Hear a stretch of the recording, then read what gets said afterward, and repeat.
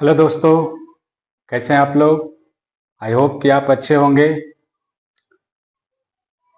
आज हम लोग आपके सामने आए हैं क्लास 9th का साइंस विषय में एक चैप्टर है why do we fall ill, हम बीमार क्यों पड़ते हैं, जो जीव विज्ञान का एक चैप्टर है। आज उसी को लेकर हम लोग आपके सामने हाजिर हैं। तो साथियों, सबसे पहले हम लोग बात करेंगे कि हम बीमार क्यों होते हैं। इसके अंतर्गत हम लोग पढ़ेंगे किस चीज के बारे में। तो इसके अंतर्गत हम लोग पढ़ते हैं स्वास्थ्य के बारे में और रोग के बारे में। अब जाहिर सी बात है, जब स्वास्थ्य के बारे में पढ़ेंगे तो ये भी जानेंगे कि स्वास्थ्य होता क्या है, एक स्वस्थ व्यक्ति कहते किसको हैं, स्वस्थ रहने के लिए क्या क्या जरूरी होता है, साथ ही साथ रोग क्या है, रोगों का लक्षण क्या है, यह होते कैसे हैं। इन सारे चीजों के बारे में हम लोग विस्तार से पढ़ेंगे, समझेंगे, जानेंगे। क्लियर साथियों। तो सबसे पहले अगर हम लोग इंट्रोडक्शन की बात करें तो हम लोग जानते हैं कि कोई भी जीव जिस वातावरण में रहता है उस वातावरण का उस जीव पर प्रभाव पड़ता है। तो जाहिर सी बात है, कहा जाता है कि जीवों की जीवन शैली, जीवन शैली का मतलब लिविंग स्टाइल, कोई भी जीव जिस तरीके से वो रहता है, जीव की जगह पर आप चाहे तो खुद को रख सकते हैं, मुझको रख सकते हैं, या कहें मनुष्य, तब क्या कहेंगे कि उनकी जीवन शैली तथा उनके चारों ओर का वातावरण, जिस वातावरण में, जिस पर्यावरण में वो रहते हैं, उन सब का उनके स्वास्थ्य पर प्रभाव पड़ता है, या कहें उन सब से उनका स्वास्थ्य प्रभावित होता है। क्लियर। जैसे अब कोई गंदे जगह पर रहेगा तो जाहिर सी बात है कि वह ज्यादा बीमार पड़ेगा। कोई व्यक्ति साफ जगह पर रहते हैं, अच्छे जगह पर रहते हैं, तो वो उनके मुकाबले कम बीमार पड़ेंगे। क्लियर। नेक्स्ट कहता है कि बीमारियों के कारणों का नियंत्रण कर खुद को स्वस्थ रखा जा सकता है। कि अगर आप अपने आप को स्वस्थ रखना चाहते हैं तो बीमारियों पर या बीमारियों के होने का जो कारण है उनका हम लोग नियंत्रण करेंगे, उनसे अपने आप का बचाव करेंगे तो खुद को स्वस्थ रख सकते हैं। क्लियर साथी। नेक्स्ट कहता है कि अच्छा स्वास्थ्य सुखी जीवन का आधार होता है। अच्छा स्वास्थ्य क्या होता है? सुखी जीवन का आधार होता है। जैसे कि अगर आप देखते हैं कि आपका मन नहीं लग रहा होता है, सर में दर्द होता है, माथा में दर्द होता है, शरीर में दर्द होता है, ये छोटा छोटा बीमारी, इससे भी आपका दैनिक क्रियाकलाप प्रभावित होते, कोई भी काम करने में मन नहीं लगेगा। तो ये भी क्या है? एक अवस्था है, एक स्थिति है जिसमें आपका शरीर ठीक ढंग से काम नहीं करते हैं। फिर कहता है कि स्वस्थ व्यक्ति निरोग और मानसिक तनाव से मुक्त होता है। उनका सभी शारीरिक अंग सुचारू रूप से अपने अपने कार्यों का संपादन करता है। तो साथियों, यहां तक हम लोग पहुंचते पहुंचते एक बात को देख लिए कि किसी व्यक्ति पर, उसके स्वास्थ्य पर किस तरह का प्रभाव पड़ता है। तो उनके जीवन शैली का प्रभाव पड़ता है, उनके आसपास के वातावरण का प्रभाव पड़ता है। नेक्स्ट कहता है कि उन प्रभाव से जो वो बीमार पड़ेंगे तो उन बीमारियों को दूर करने के लिए सबसे बड़ा उपाय होता है कि उनके कारणों का वो नियंत्रण कर लेंगे। दूसरा कहता है कि अगर वो अच्छा ढंग से स्वस्थ रहते हैं तभी उनका जीवन सुखमय हो सकता है। नेक्स्ट कहता है कि कोई स्वस्थ व्यक्ति है कैसे पहचानेंगे, यानी कोई व्यक्ति कितना स्वस्थ है कैसे जानेंगे। तो उसके कुछ लक्षण होते हैं, पहचान होते हैं। उसी में यह बात कही गई है कि स्वस्थ व्यक्ति जो होगा वो सबसे पहले निरोग होगा, उसे किसी प्रकार का रोग नहीं होगा। दूसरा, वो मानसिक तनाव से मुक्त होंगे।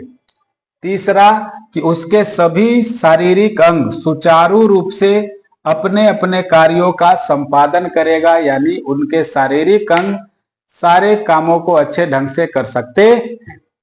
तो इतने जगह पर स्वास्थ्य स्वास्थ्य पढ़ते पढ़ते अभी तक हम लोग को ये समझ में नहीं आ रहा है कि स्वास्थ्य है क्या। तब आपको अपने आसपास के वातावरण से, अपने घरेलू एक्सपीरियंस से, अनुभव से पता होगा कि स्वस्थ कहते किसको हैं या स्वास्थ्य होता क्या है। तो जो व्यक्ति बीमार नहीं है, जो व्यक्ति किसी प्रकार से परेशान नहीं है, उनको हम लोग स्वस्थ कह देते हैं। ठीक उसी प्रकार से देखिए, एक संस्था है जिसका नाम है WHO। जिसका नाम क्या है? WHO। फुल फॉर्म होता है world health organization. World health organization या विश्व स्वास्थ्य संगठन। यह क्या करता है? ऐसा संगठन है जो पूरे विश्व में स्वास्थ्य संबंधी चीजों को बताता है, समझाता है, रोकथाम के उपाय बताते हैं, उनके प्रति उनका जो उपाय होते हैं लोगों तक पहुंचाते हैं। तो इनके अनुसार जो है वह स्वास्थ्य की या स्वस्थ व्यक्ति की परिभाषा दी गई है कि स्वास्थ्य क्या होता है या स्वस्थ व्यक्ति किसे कहते हैं। तो WHO के अनुसार कहा जाता है कि स्वास्थ्य जो होता है वह किसी जीव की वैसी स्थिति होती है जिसमें वह पूर्ण शारीरिक, मानसिक और सामाजिक संपन्नता होती है। यानी किसी जीव के शरीर की वैसी स्थिति जिसमें वह शारीरिक रूप से भी पूर्ण हो, मानसिक रूप से भी पूर्ण हो और सामाजिक रूप से भी पूर्ण हो। यानी किसी भी प्रकार से उस व्यक्ति पर किसी प्रकार का तनाव न हो, दबाव न हो, शारीरिक रूप से भी वह स्वस्थ हो, मानसिक रूप से भी वह स्वस्थ हो, तभी हम लोग उसको स्वस्थ कहते हैं या वैसे स्थिति को स्वास्थ्य कहा जाता है। अब ऐसा नहीं कि आपको कोई बीमारी नहीं है लेकिन सुबह सुबह घर में ताना सुने, डांट सुने, बस आपका मूड खराब हो गया। मूड खराब हो जाएगा, किसी तरह का कोई काम करने का मन नहीं करेगा, कोई काम करने का मन नहीं करेगा, लेजीनेस लगेगा, खाना खाने का मन नहीं करेगा। मतलब सारे काम एक दूसरे से जुड़ते जुड़ते आपको वो फिर क्या कर देंगे? अस्वस्थ कर देंगे। यानी आपके शरीर की स्थिति स्वास्थ्य से अस्वास्थ्य की ओर चला जाता है। इसीलिए आप देखते हैं कोई व्यक्ति अगर स्वस्थ भी है लेकिन घर से निकलता है बाहर, रास्ते पर उसे किसी से तू मैं हो जाता है, झगड़ा हो जाता है। इस कारण से भी उसके दिन भर का दिनचर्या खराब हो जाता है, रूटीन खराब हो जाता है, खान पान खराब हो जाता है, मानसिक स्थिति खराब हो जाती है। तो ये कई प्रकार से हमारे स्वास्थ्य पर असर पड़ता है। तो एक अच्छे स्वास्थ्य का मतलब होता है कि जब कोई व्यक्ति शारीरिक रूप से, मानसिक रूप से और सामाजिक रूप से किसी प्रकार से भी तनावग्रस्त न हो, तभी हम लोग उसको स्वस्थ व्यक्ति कहते हैं। क्लियर? आई होप कि आपको अच्छे ढंग से ये बातें समझ में आ गई होगी। इसीलिए इन सब की बातों को समझाने के लिए ऊपर से इन बातों को समझाते हुए आते हैं। और इन सारे बातों से एक ही निचोड़ निकलता है जिसको बीच में नोट बना करके लिखा हुआ है कि अच्छा स्वास्थ्य सुखी जीवन का आधार होता है। जिसका स्वास्थ्य अच्छा नहीं होगा उसका जीवन सुखमय नहीं हो सकता है, चाहे वो कितना भी अपने आप को बर्दाश्त कर ले। अब कहते हैं कि ये जो स्वास्थ्य होते हैं वह नोट बना करके ध्यान रखिएगा कि अलग अलग पेशे में, पेशे का मतलब काम, यानी अलग अलग काम करने वाले लोग, पेशेवर लोग, उनके स्वास्थ्य का स्तर भी अलग अलग होता है। स्वास्थ्य का स्तर अलग अलग होने का मतलब, अब जैसे आप देखते हैं कुश्ती लड़ने वाले पहलवान लोग, उनका शरीर जो होता है गठीला होता है, मजबूत होता है, मोटे हट्टे कट्टे लंबे चौड़े होते हैं। लेकिन जो एथलेटिक्स करने वाले लोग होते हैं, एथलीट्स होते हैं, दौड़ने वाले होते हैं, खिलाड़ी होते हैं, वो क्या करते हैं? अपने आप को फिट रखते हैं, पतले दुबले रखते हैं। तो उनका शारीरिक स्ट्रक्चर अलग होता है।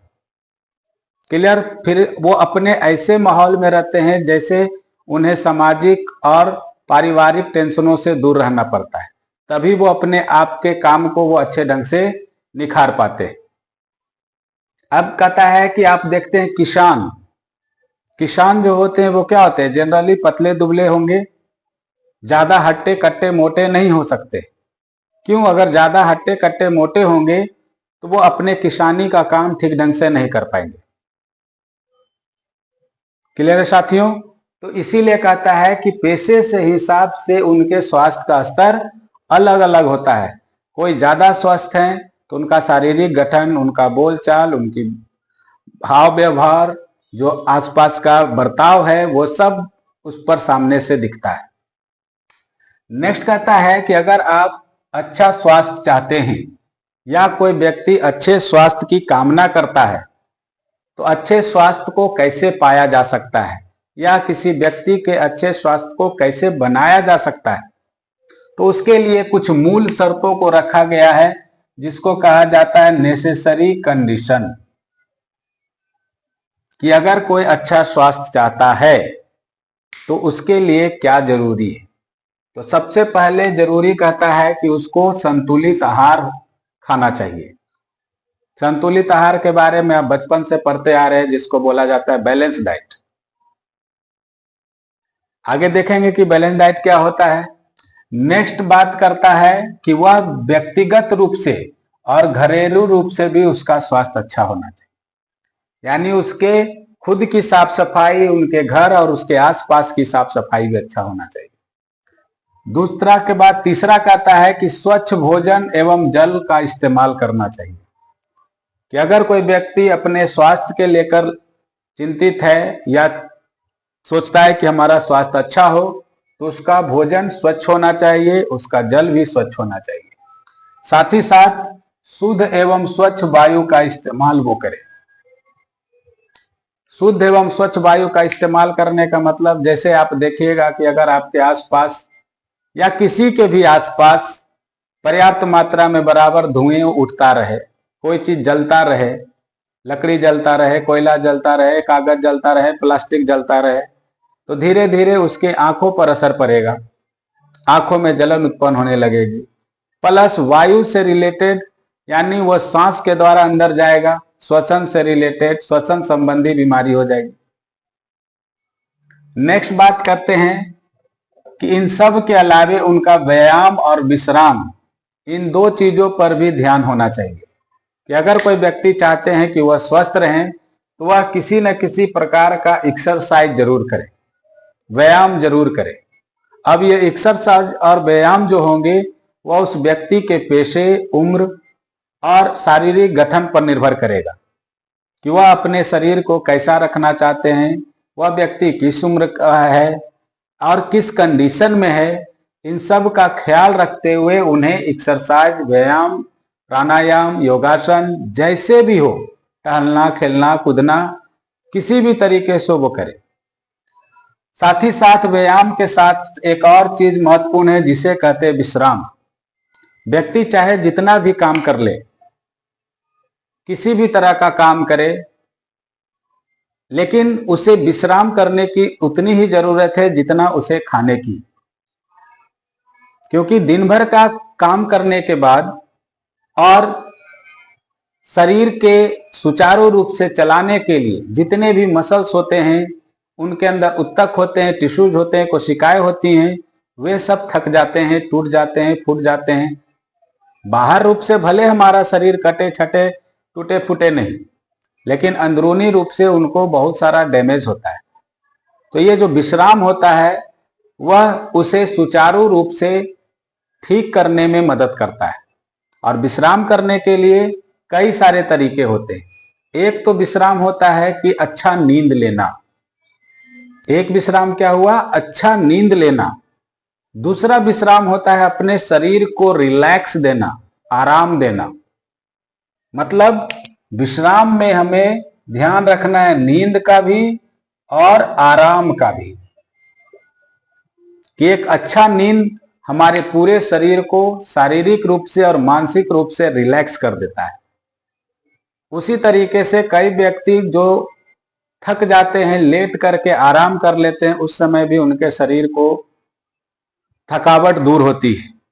कई व्यक्ति खेल कूद करके, अपने पसंदीदा चीजों को करके अपने शरीर को रिलैक्स करते हैं, मन को शांत करते हैं, मानसिक रूप से रिलैक्स होते हैं।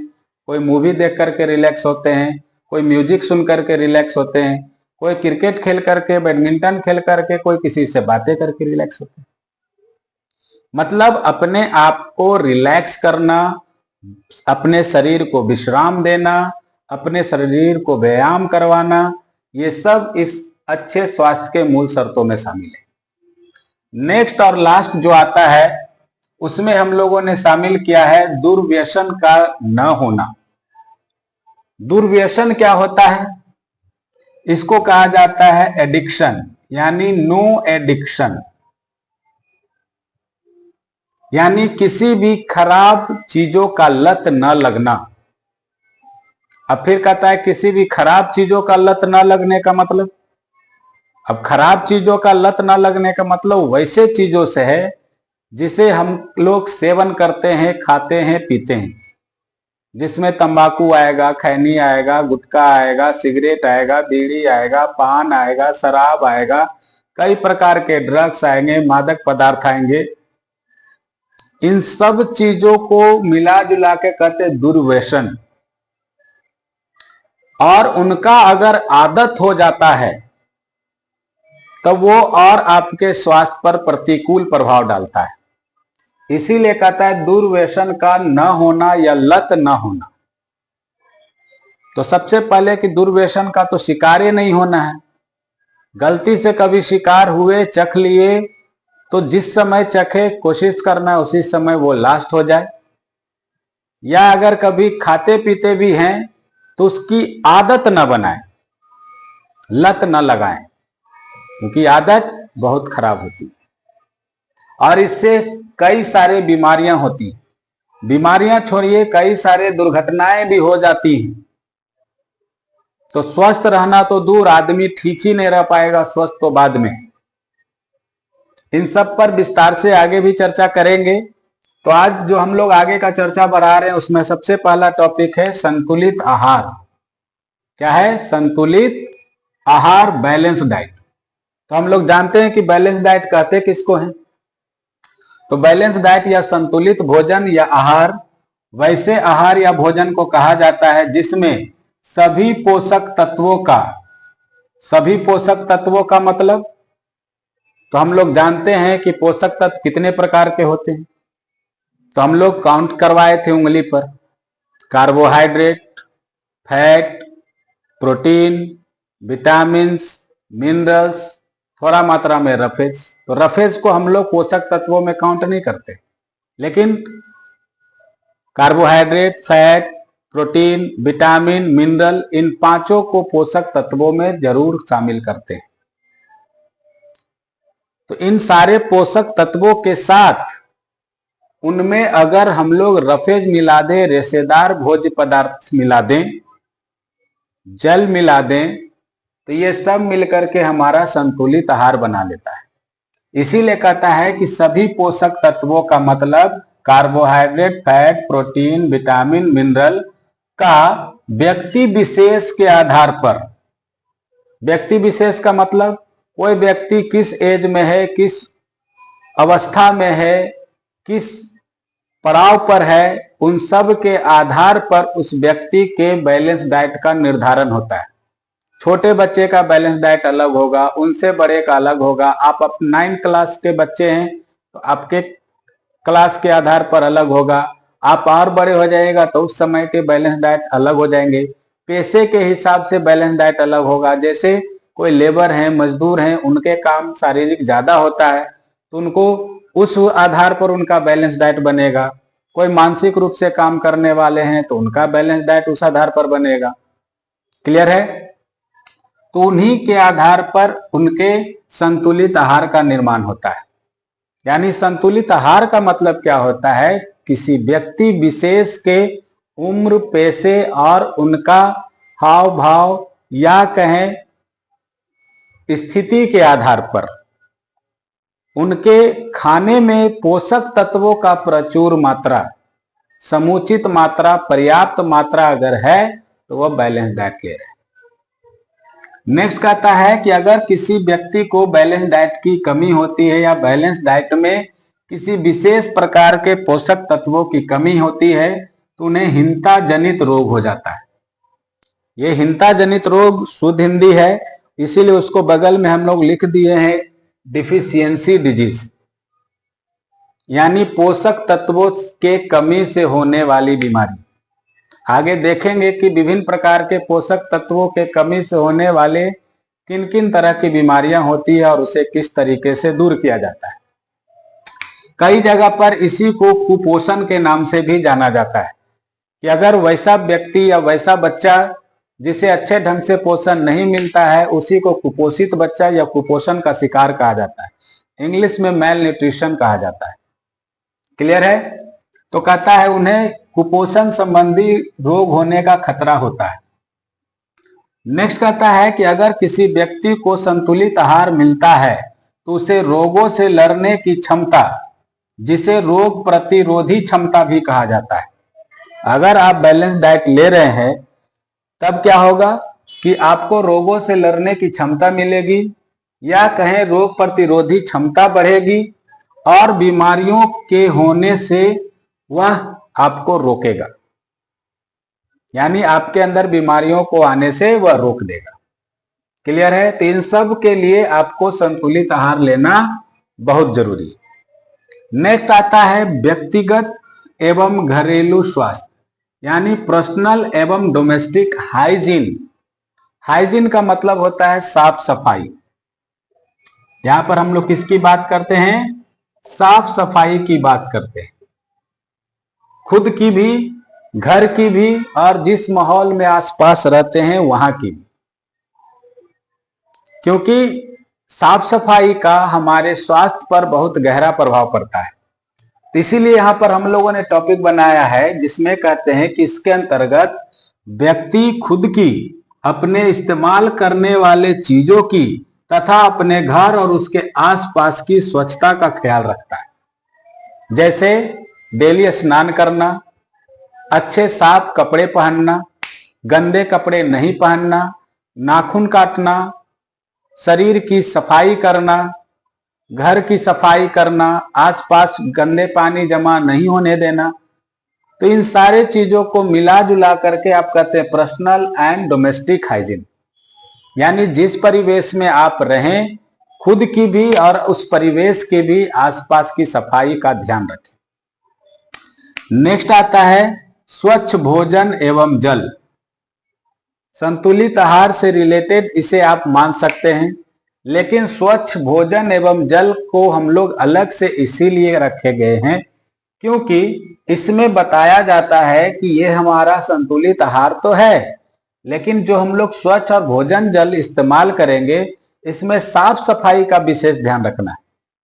जैसे हम लोग अच्छा भोजन पकाए, संतुलित आहार बना लिए, लेकिन उससे गंदे बर्तन में बनाए, गंदे बर्तन में निकाले, या बना करके खुला छोड़ दिए, ढक करके नहीं रखे, या ओवर कुक कर दिए, तो इन सारे कारणों से हम लोगों का भोजन जो होता है वो खराब हो जाता है, बेकार हो जाता है। उसी प्रकार से जल के बारे में कहा जाता है कि जल भी जो हम लोग इस्तेमाल करते हैं वह साफ और स्वच्छ होना चाहिए। बारिश के दिनों में खासकर कहा जाता है कि हमें जल का इस्तेमाल उबाल कर लेना चाहिए। क्यों? क्योंकि उसमें पाए जाने वाले जो रोगाणु होंगे, जीवाणु होंगे, बैक्टीरिया होंगे, वे नष्ट हो जाएंगे। अब कहता है कि ये भोजन और जल की साफ सफाई का क्या मतलब है। तो जैसा कि हम लोग जानते हैं कि आज के डेट में अधिकतर चीजें जो हम लोग भोजन और के लिए खाने के लिए लाते हैं, साग सब्जी फल वगैरह, वह बाजार से खरीद कर लाते हैं। और ये भी हम लोग को भली भांति पता है कि इन्हें उगाने के लिए कई प्रकार के केमिकल और रसायनों का इस्तेमाल किया जाता है, जिसे हम लोग बाजार से ला करके घरों में ले आते हैं। उन पर कई सारे रोगाणुओं के, जीवाणुओं के अंश भी पड़े रहते हैं। तो उन्हें इस्तेमाल करने से पहले हमें उससे अच्छे ढंग से धो लेना चाहिए, साफ कर लेना चाहिए, तब हमें इस्तेमाल करना चाहिए। उसी को इसमें रखा गया है कि ये जो होते हैं रोग उत्पन्न करने वाले अधिकतर कारक, जिसको कहते हैं फैक्टर, जिसमें जीवाणु, कवक, फफूंद वगैरह का नाम आता है, या वायरस का भी नाम ले सकते हैं। साथ ही साथ जो केमिकल होते हैं, रसायन होते हैं, जैसे पेस्टिसाइड, इंसेक्टिसाइड्स वगैरह, पीड़कनाशी, खरपतवारनाशी, ये सारे जो केमिकल छिड़के जाते हैं खेतों में, फसलों पर, वो सब इनके माध्यम से हमारे भोजन में, हमारे शरीर में चले आते हैं, और जब हमारे शरीर में पहुंच जाते हैं तो हमें बीमार कर सकते हैं। और इसी कारण से इसे इस्तेमाल करने से पहले अच्छे ढंग से धोकर साफ कर लेना चाहिए, ताकि इस पर पाया जाने वाला कोई भी केमिकल या रसायन या कहें जीवाणु, फफूंद, कवक, जो कुछ भी इस पर ऊपर से मौजूद है बाहरी वातावरण से, उससे यह साफ हो जाए, स्वच्छ हो जाए, तब जाकर के हम लोग इसका इस्तेमाल करें। क्लियर साथियों? तो आज के इस टॉपिक में हम लोग 1, 2, 3 मूल शर्तों के बारे में बात किए हैं। नेक्स्ट क्लास के टॉपिक में बाकी 3 मूल शर्तों के बारे में बात करेंगे, ताकि आपका वीडियो लंबा ना हो और आपको देखने में उबाऊपन ना लगे। तो वीडियो को थोड़ा छोटा भी रखेंगे और आपके समझने के लिए इंटरेस्टिंग भी बनाएंगे। तो बाकी टॉपिक के लिए मिलेंगे हम लोग अपने नेक्स्ट वीडियो में। तब तक के लिए आप पढ़ते रहिए, मस्त रहिए और एंजॉय कीजिए। साथ ही साथ कमेंट में यह बताना ना भूले कि आपको यह वीडियो कैसा लगा, या इसमें कुछ और सुधार चाहते हैं तो आप अपना सजेशन उसमें डाल सकते हैं।